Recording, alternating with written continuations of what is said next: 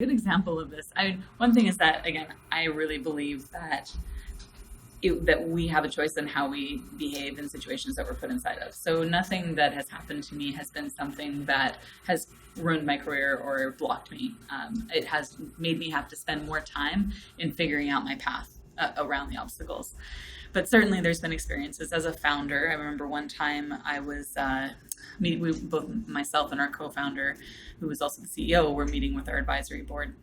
And during this meeting, it was our quarterly numbers that we needed to review.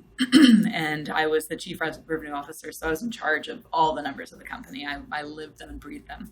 And the CEO had said, you know what, this is the best. Why don't you go ahead and run with this? You present these because you're the one that's most in touch with them.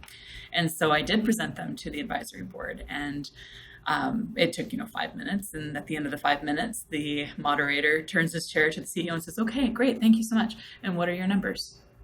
I was lucky that the CEO said right back, actually, I think she just gave you the numbers. That's just what we just did. But that couldn't have been anything other than a female situation, in my opinion. I mean, the information was on the table, and I just wasn't being given the credibility to say what I knew. And so that was a difficult moment. And I learned from it, right? It's not something that was devastating to me. It was something where I then had to figure out, okay, so now if that happens in those circumstances, what would I do differently?